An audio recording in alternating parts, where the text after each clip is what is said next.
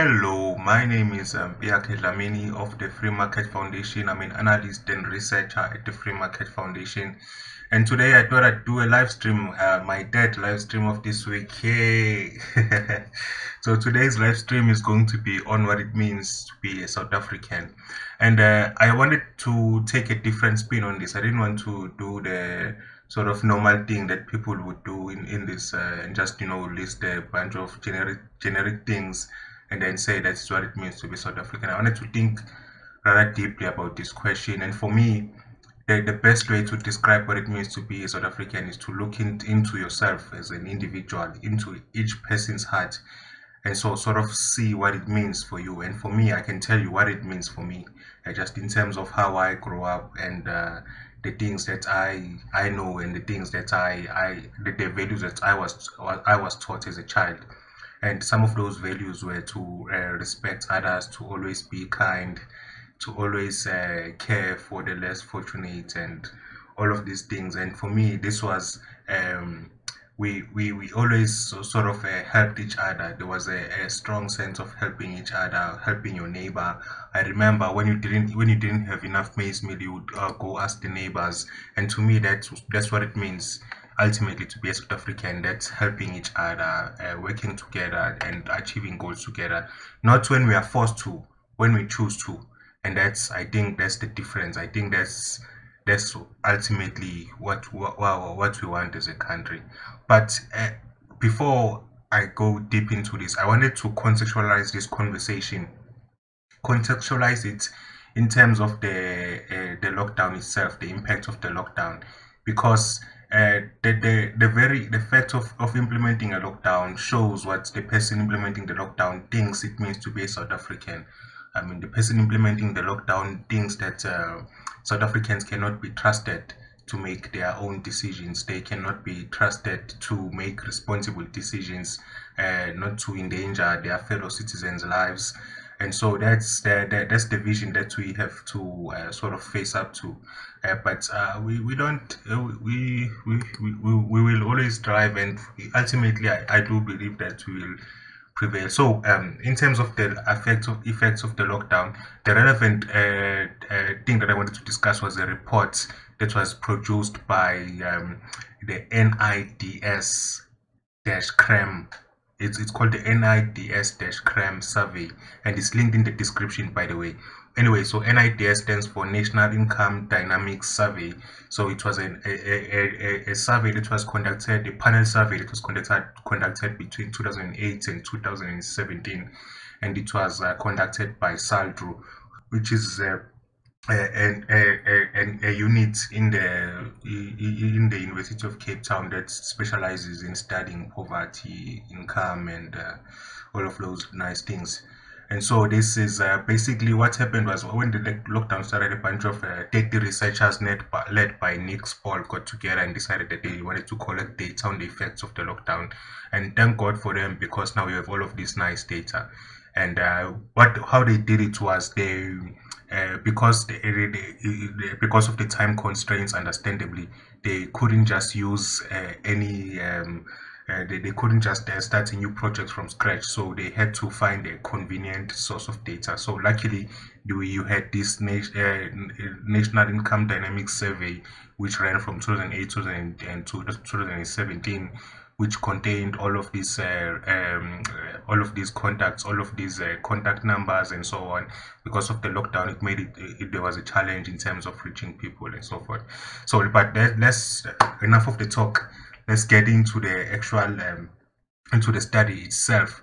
And what one finds, like it's a lot of quite depressing facts, to be honest with you, but it makes for some interesting reading. Let me just start with looking at the sort of the admin, that, if we can call it that. So in terms of the admin, I'm just going to read something that describes the study and how it was conducted. So the first wave of nids-cram, remember this is the name of the study. NIDS stands for National National Income Dynamics Survey, and CRAM is the new study focused on coronavirus. I don't have the full acronym what it stands for just right now. Anyway, the first wave of oh, by the way, so how the study works is going to be conducted in waves. So this was the first wave, and each wave basically is asking the same 7,000 people questions, but they are basically tracking over time. So basically, they're looking at this at the same group of 7,000 people, the sample over time. So this will be from May up until December. So that's what they said. Wave 1 ran from May up until June. So there will be a wave, a second wave, and presumably other waves as well. So just to study the coronavirus pandemic, the lockdown, and its effects.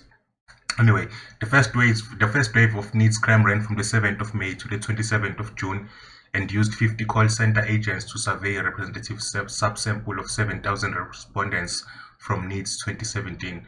NIDS 2017 refers to the last year the survey was conducted, which was in 2017.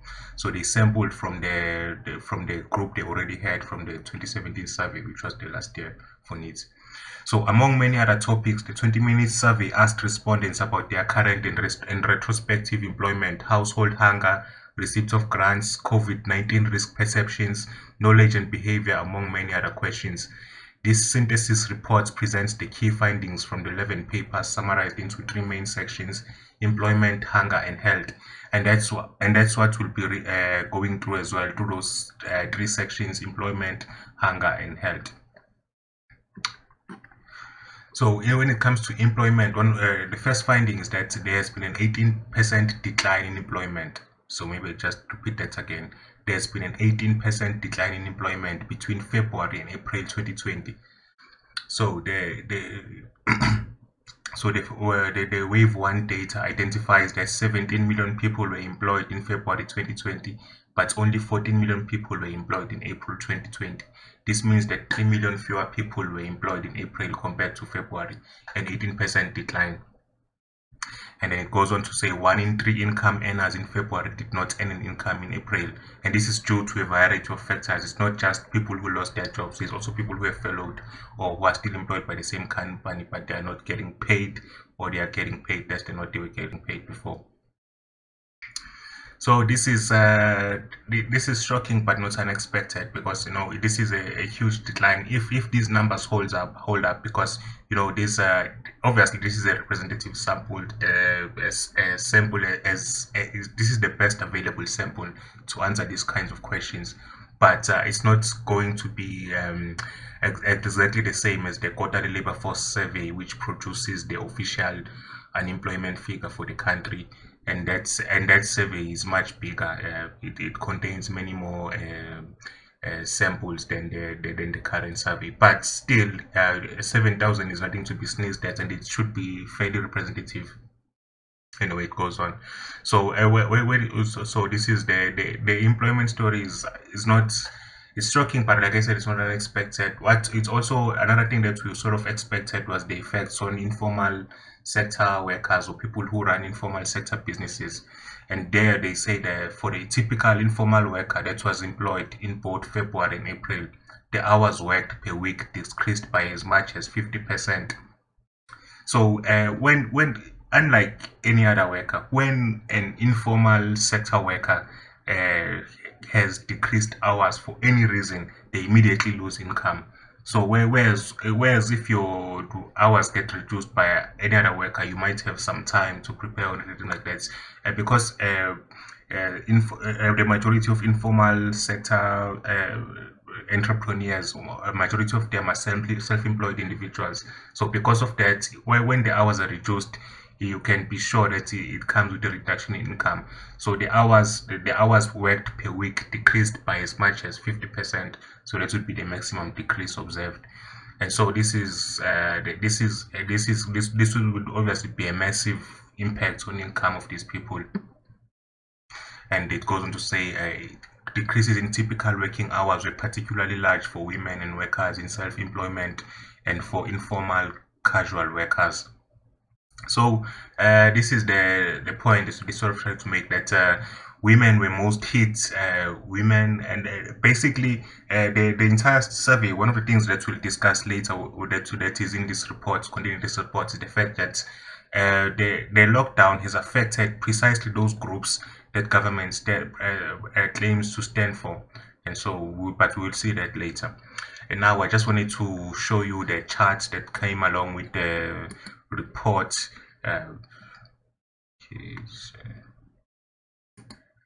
So this is the chart. So basically this chart shows the percentage of respondents experiencing net job loss or furlough, which is an employment relationship but no income. So you can see that the poorest 50% of individuals, they had 39% of the people who experienced. So the 39% of the poorest 50% of people experience either a job loss or a furlough. So basically a loss of income, and this is referring to these people. So followed by manual labor at 35%, women at 34%, and so these are different categories. The categories included here are not necessarily mutually exclusive. There are different categories of individuals. They just put them on the same chart, but it doesn't mean that they are necessarily mutually exclusive of each other. Just so that you know. So yeah, this is quite shocking, and it shows the impact of the lockdown and so the prices South Africa continues to pay. But anyway, moving on. So it goes on to say that women face a double disadvantage, because it says of the 3 million net job losses between February and April, get this, women accounted for 2 million, or 2/3 of the total. So of the 3 million jobs lost between February and April 2020, 2 million of those were women, 2/3, even though women in February only accounted for less than half of the workforce at 47%. And then it says of those women who were employed in both February and April, almost half of them reported working fewer or no hours in April, compared to 42% of men.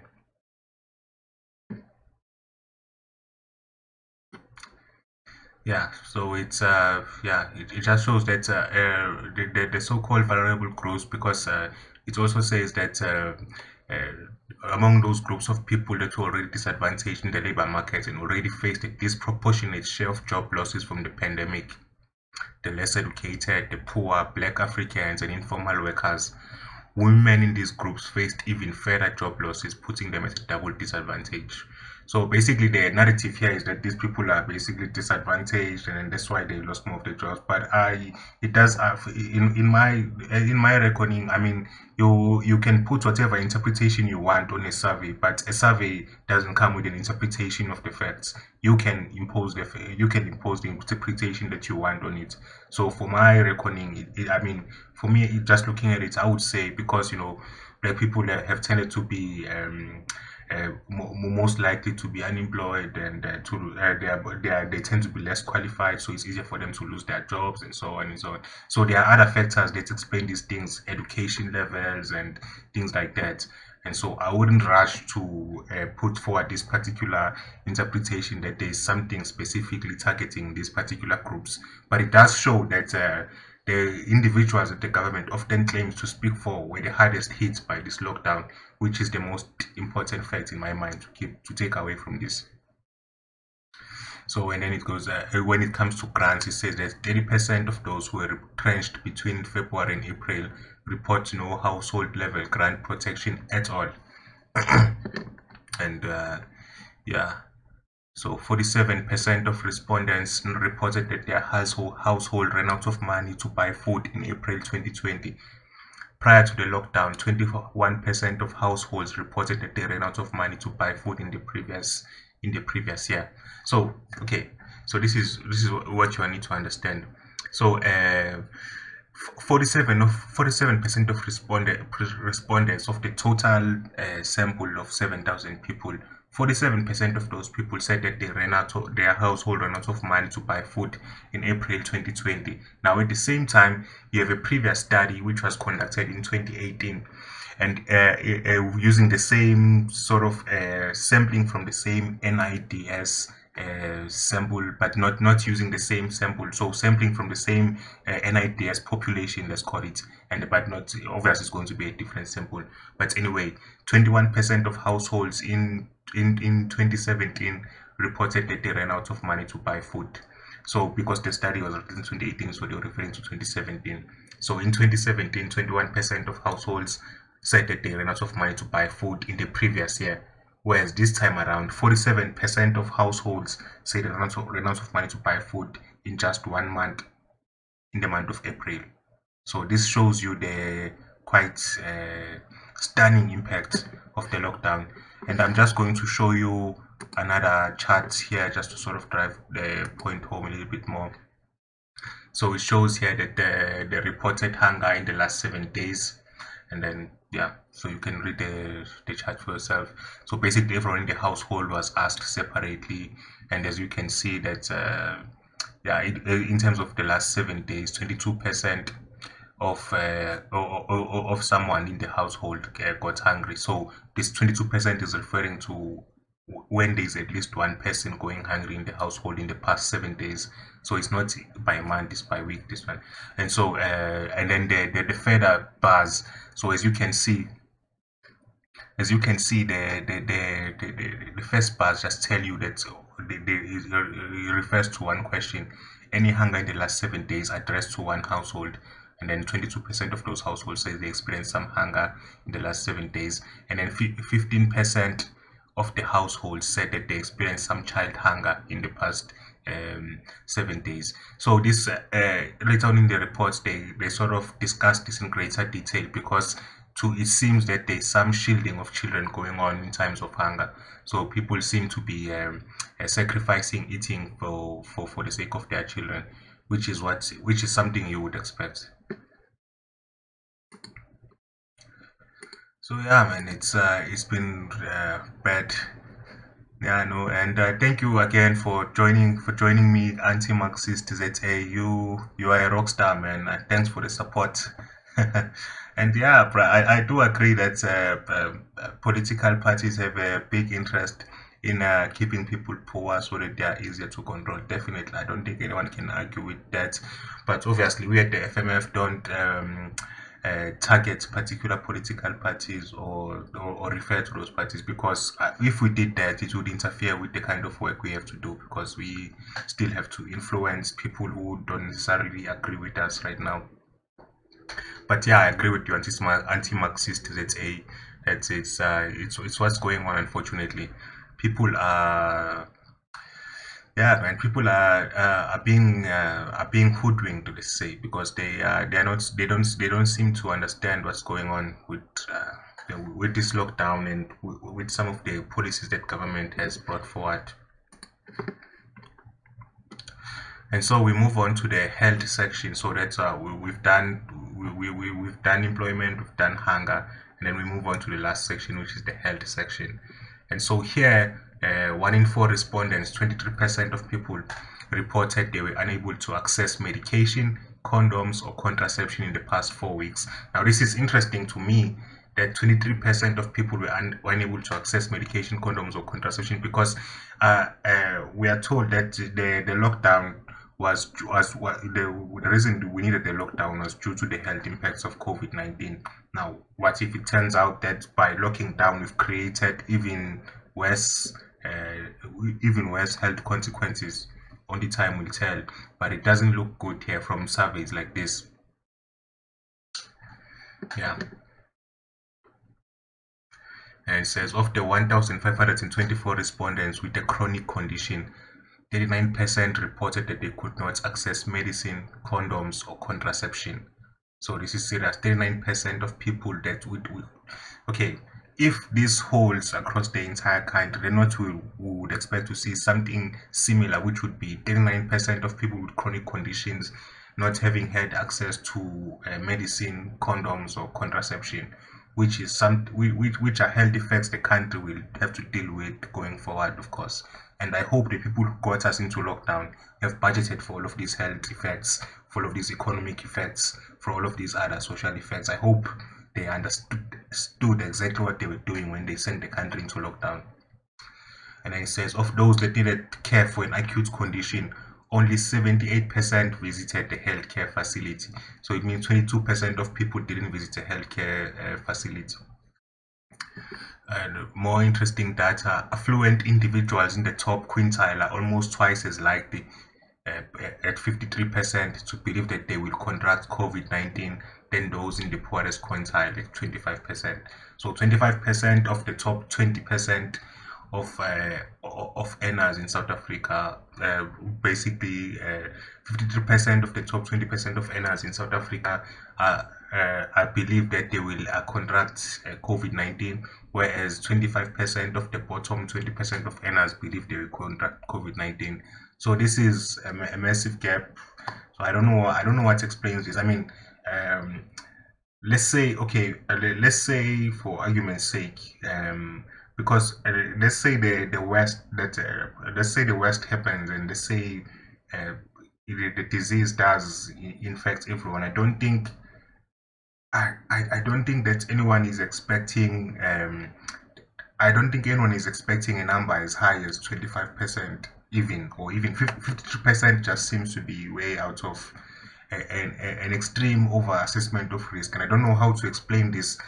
What is it about being wealthier that makes you less willing to accept a risk like this? I mean, I don't know why, or less, maybe not less willing to, but maybe more expectant of these things, of these bad things happening to you, or more fearful of something like COVID-19 expecting happening to you. So I don't know about what it is about being wealthy that does that, but yeah, it's interesting.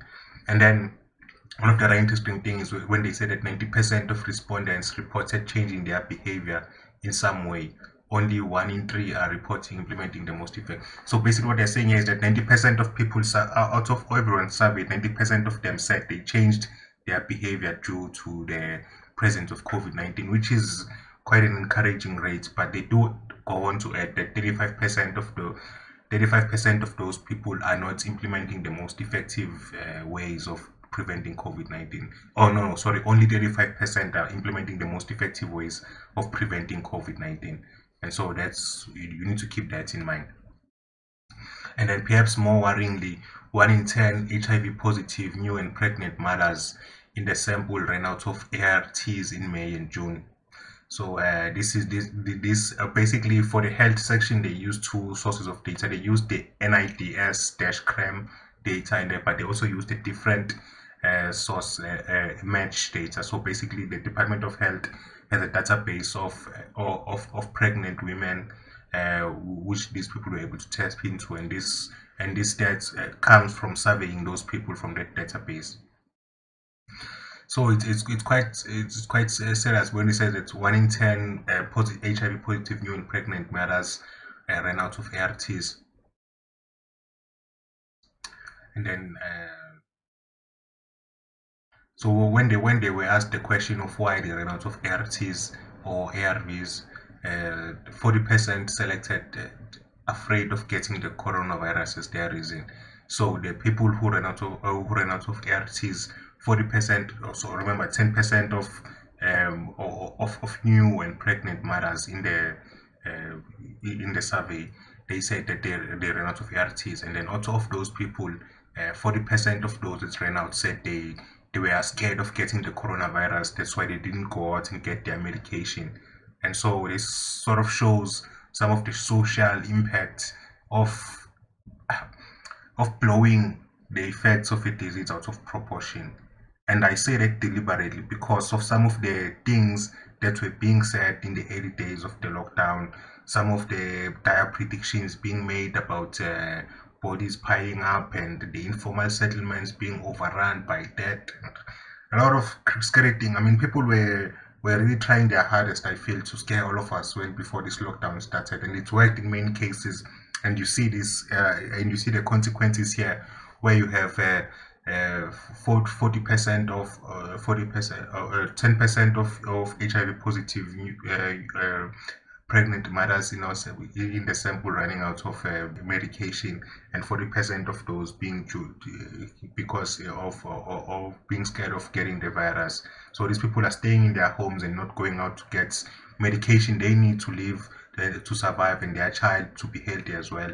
They're not getting it yet because they're scared of COVID-19, and because some of them probably now have the impression that COVID-19 is more dangerous than HIV/AIDS, just based on the reaction by the government, because they've never reacted quite like this for anything else. Yeah, but it's sad, and what can you do? But I wanted to show you one more, not one more, but I wanted to show you another chart. So these are the reasons why new and prospective mothers ran out of ARTs. And then you see, and the sample, and the total sample of the people that ran out of ARTs is 175 people. So there are not a lot of people. So there you would expect a larger confidence interval there. So you would expect that yeah, the result is going to be less certain. So just keep that in mind. And by the way, whenever someone reports a number from a survey, you must understand, like a number that is measured from the result of a survey, you must understand that there is associated uncertainty that comes with that number. So the number by itself, like there is an associated error term. So just always keep that in mind. Like it doesn't mean that, like, because no one can really give you from a measurement, no one can give you a point estimate from a measurement. It's just impossible because of how we measure the nature and so on. And so yeah, this is some of the impacts of COVID-19, and it's the top response is the 40% of these women are saying that they are afraid of getting the coronavirus, and then followed by 21%, which is sort of related, because I do remember 21% say that there was no ART available. I do remember during the lockdown there was a time when it was announced that government had run out of ARVs. And so the 21% could actually be related to the lockdown. And so you have possibly 61% of people that stayed away from getting 61% of new HIV positive mothers refusing to go to the hospital, and not getting their treatment because COVID-19. So this is. So I'm just glad that we are starting to see all of this data coming out, because at some point it did seem like some of us were crazy during the lockdown when we kept pointing out some of these harmful effects. I mean, I'm personally, as much as it is said, I am personally not surprised at these numbers and how bad they are, because I mean, what do you expect when you shut down the economy? And so 1 in 6 mothers and pregnant women report at least a 2-month gap in care. So a 2-month gap in care, whether it's visiting a clinic or a hospital. So 1 in 6 mothers, I mean, that speaks for itself. It's around 15, or it would be 16.5%, around about there. 16.5% of mothers and pregnant women report at least a 2-month gap in care. So going to a hospital or visiting a clinic. And so yeah. And they gave reasons for why they didn't visit a clinic or go to a hospital, obviously, and it's contained in this chart. And so the number one reason is waiting times. And anyone who has ever been to a South African, no, sorry, not the number one reason. The number one reason is people are afraid of getting the coronavirus. So 37% of people said they didn't go to the hospital because they are scared of getting the coronavirus, mirroring the previous stats that I shared with HIV positive pregnant mothers, where you remember that there it was 40% of HIV positive pregnant mothers. And then in terms of visiting the clinic recently, not specifically HIV positive, just all pregnant women. So that's close to the results, which tells me that those are probably close to the true numbers, because you have 2 different subsamples. Which do contain some people in the same. You do have some people in both populations. I think it should be, you have about 10% of the people in both populations. So it does, so but it's different subsamples.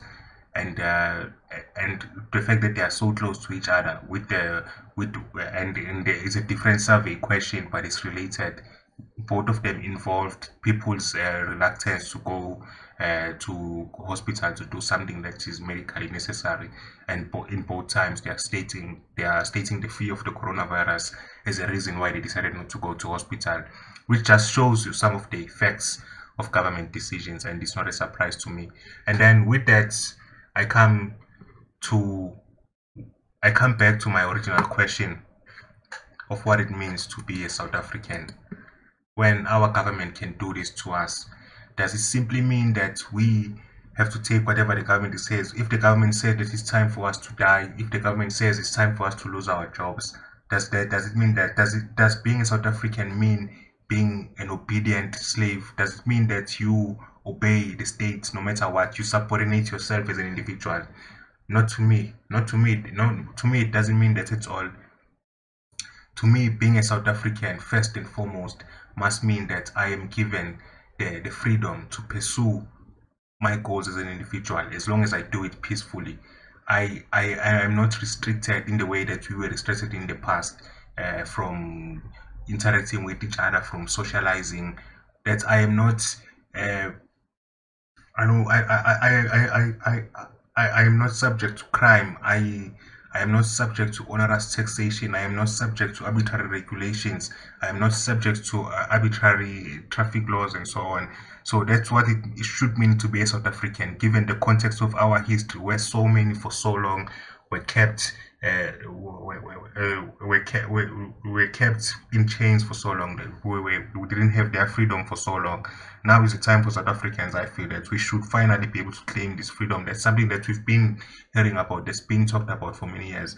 And the Constitution is a great start, but it is not enough. It is clearly not enough. The fact that you could have something as a lockdown, that's a decision made over the course of a few weeks or months, that has such a massive impact on the lives of South Africans, making people poor for the rest of their lives. A single decision can do that, and it has done that. So what does it mean to be a South African? It doesn't mean what's happening right now. It doesn't mean that it doesn't mean what we've become. It doesn't mean that everything that's happening now is right. It doesn't mean that we should be subject to things like EWC, NHI, and so on. And so for me, being a South African quite simply is to be free, to be allowed to pursue happiness as I see it. And with that, I think I will leave you. May you enjoy your evening and just think about some of the things we've seen here today, that the things that government has done to people, continues to do, and proposes to do further in future. I mean, now they are talking about using your pensions to fund development finance institutions. They are talking about seizing your property. They're talking about a state-led command control growth. They're talking about all of these things. And so Trinta Pinto, I hope I do not pronounce that wrong at all. But he or she asked a question: could the issue of child hunger be compounded by schools being closed? Well, I would say I think so. I would think so. Remember, I would think so. I mean, a lot of people go to school to get food. Like you have the school feeding schemes in various provinces. And I still remember the Western Cape, the Department of Education was actually stopped from feeding school, or they tried to stop them from feeding school children at some point. But luckily, as I understand it, they didn't manage to do it. So it could be that that's definitely a contributing effect. I don't see how it could be, it could not. So I do think children not going to school, but obviously more needs to be done to sort of understand the actual trends in what's going on here. But it's a very reasonable explanation for at least some of the reason why people are going hungry. But remember also, from what we saw, adults are going hungry at a greater rate than children, just because it seems like adults are shielding children. So the rate for when they ask the question, have you gone hungry in the past 7 days, for adults, for households it was 22%, but for children it was 15%. Let me just see if I can find, yeah, this is the one. So as you see, people who reported hunger in the last 7 days, it was 22% for the household, and then 15% experienced child hunger. So that 7% gap is basically parents basically shielding their children from the effects of hunger, the effects of the lockdown. So yeah, that's what that is. And so yeah, let me just read more of the comments. Oh, thank you for the kind words, Paula, Kenan. I appreciate that greatly. Appreciate that a lot.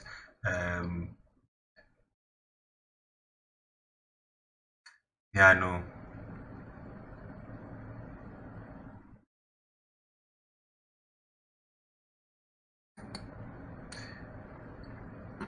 Yeah, unfortunately, there does seem, moderates, there does seem to be a lot of ideologically driven thinking within government, unfortunately. And this is, when you have ideological blinders on, it does seem that things like data, evidence, rationality, they become, they play second fiddle. They're no longer as important as they were before. So yeah, you're absolutely right there, moderates. They are a lot of people in government who seem to be exactly that, balls deep in ideology. So but now I think it's time for me to love you and leave you. It's been great, and I will see you next week, Monday. Thank you.